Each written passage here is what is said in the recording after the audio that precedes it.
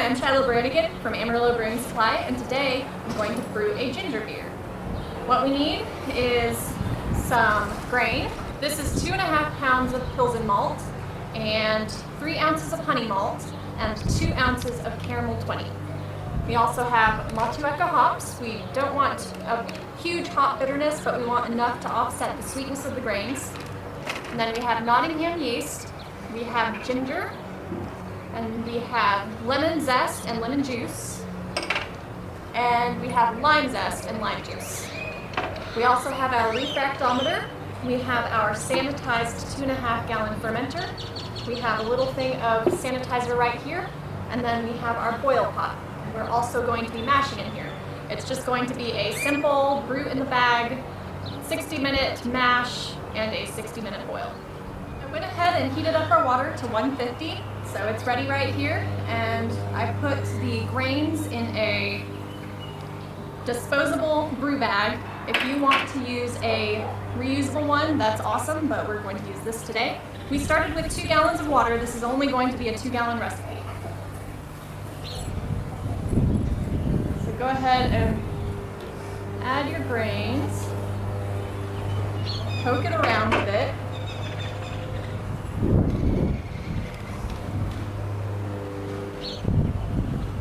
You want to make sure that there aren't any dry spots. You want to make sure that the water gets through the grains and soaks up everything. Tie the bag very loosely so that you're able to use your spoon to mash the grains around. We're going to put the lid back on and let this mash for about 30 minutes. Our strike temp was 150 for a target temperature of 140 to 145. This will activate our beta enzymes. We will mash it at this temp for about 20 minutes, and then we'll start to raise the temperature to 155. This will take about 10 minutes. At 155, this activates our alpha enzymes, and we'll let it mash at 155 for about 30 minutes. After we mash for about 60 minutes, we will start our sparge. And we'll use 1 gallon of about 170 degree sparge water for a total volume of 3 gallons at the start of our boil. Our temperature is at 155, so we're going to turn off the heat and let this continue to mash for 30 minutes. Now we're ready to do our sparge. We've been heating up our sparge water for the last few minutes of our mash, so I'm going to take the grains out of our mash and put them into our sparge kettle and steep them for about 5 minutes, poking with the spoon. I want to make sure I get all of those excess sugars out of the grain, so I'm going to be moving it around a lot, poking it with the spoon to make sure that all of those sugars flow out of the grain.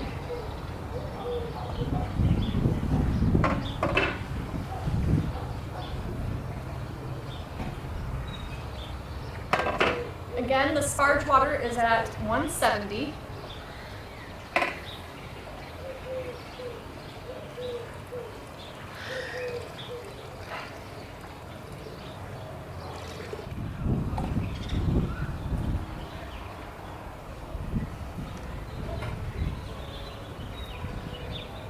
We're done with our grain, so I'm going to go ahead and take the grain bag out.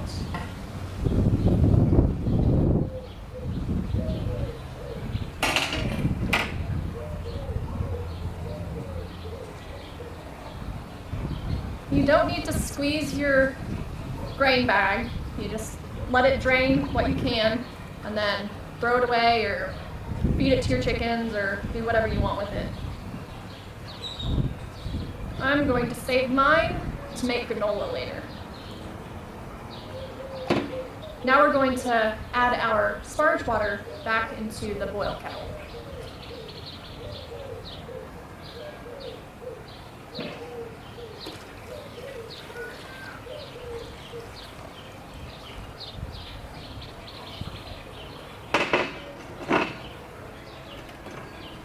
Now it's time for our boil, so we're going to put this on our burner and turn on the heat and let it get to a boil. It'll be a 60-minute boil with a 30-minute hop addition.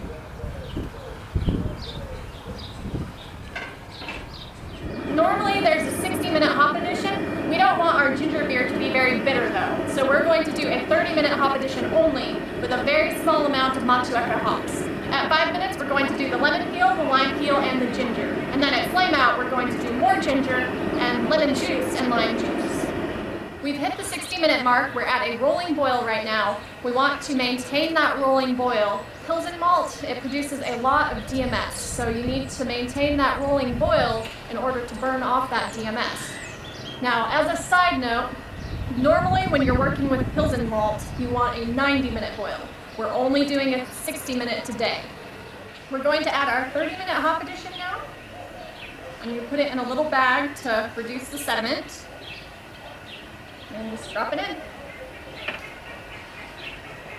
Now in 25 minutes, we'll come back and put in our lemon and lime peel and our first addition of ginger.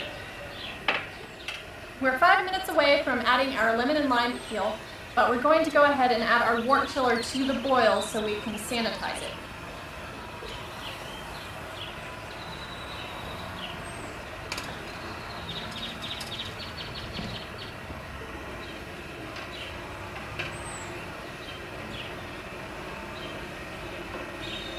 We have a 2 wort chiller system going because it's kind of warm outside. Our hose alone wouldn't be sufficient to cool our wort down to what we need, which is about 65. So we have a wort chiller in a pot off camera that we're going to fill with ice, and we have the wort chiller in the boil kettle. So we're going to run our hose water through the wort chiller in the pot off camera, and then that will run through this. So we'll have nice cold water in our boil pot wort chiller. We're at the last 5 minutes of our boil, so I'm going to add the lemon and lime peel and half of our ginger.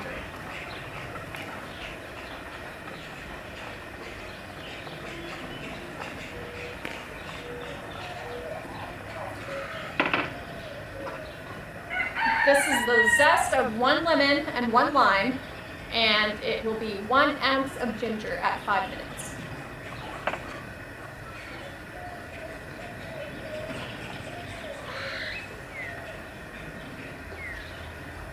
In another 5 minutes, we'll add the lemon and lime juice and 1 ounce of ginger. We're at the end of the boil, so I'm going to kill the heat, add the lemon and lime juice, and the rest of the ginger.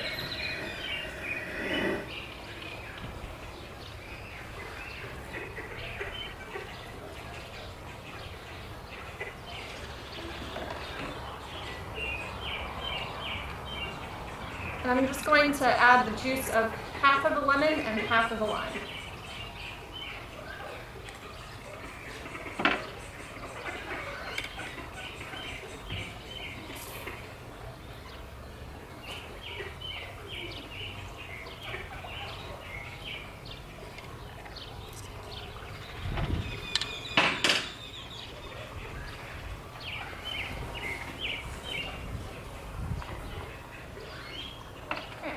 Now we're going to turn on our hose for the wort chiller and cool this down to about 65, and then we're going to pitch our Nottingham yeast. And we also have a little bit of ginger reserved for the secondary fermentation. I've taken a sample of our wort, and we're going to check the gravity real quick.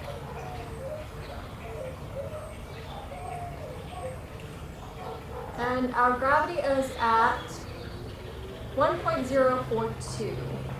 Our wort is down to 65 degrees, so we're going to go ahead and transfer it into our primary bucket. It's our little 2.5 gallon bucket. And we are also going to reserve some to bottle, so we'll have some non-alcoholic ginger beer. I put a little mesh strainer above our bucket just to catch some of the sediment.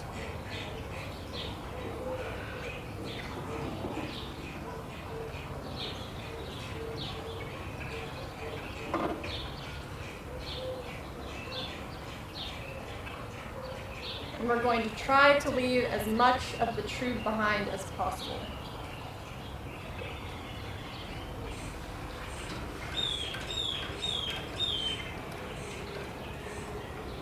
Now we're going to go ahead and stir in our yeast. I've chosen Nottingham, which is an English ale yeast.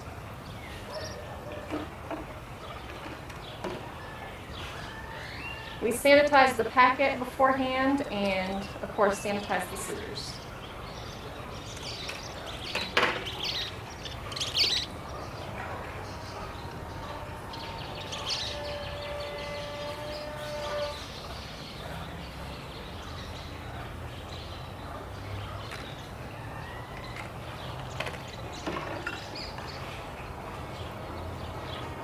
If you prefer to, you can rehydrate your yeast before adding it.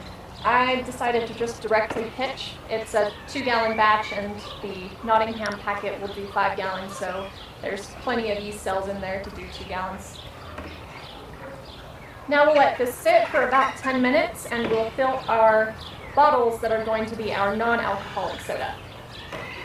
Now we're going to bottle about 10 12-ounce bottles of our ginger beer for our non-alcoholic ginger beer. And all we need is the bottle wand, auto siphon, the bottle capper, caps, and of course bottles.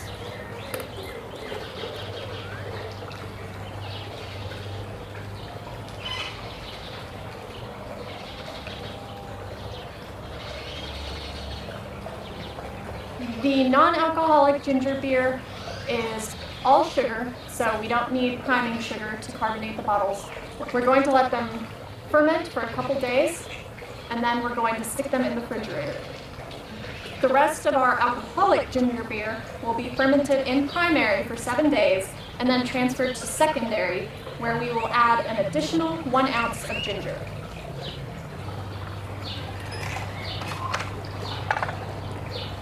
Thanks for watching. I'm Shiloh Brannigan with Amarillo Brewing Supply. Please subscribe to our channel and be sure to check out our Facebook page at www.facebook.com/Amarillo Brewing Supply.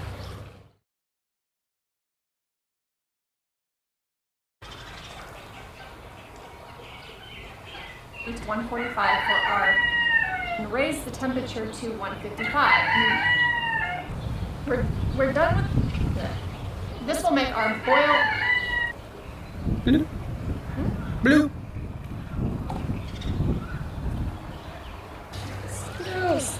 Ah! It's in my face. Oh, there's a mosquito. 1 gallon of 170-degree water.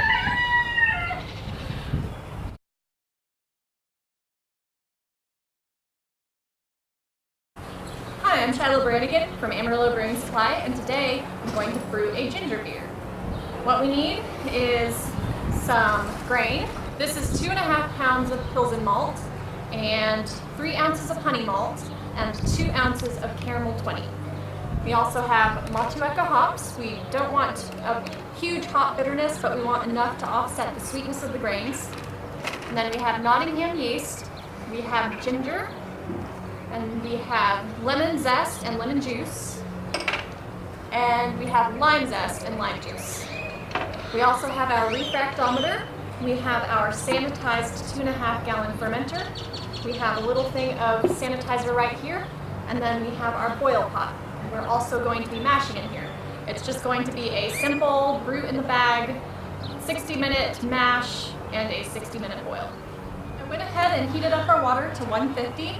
So it's ready right here, and I put the grains in a disposable brew bag. If you want to use a reusable one, that's awesome, but we're going to use this today.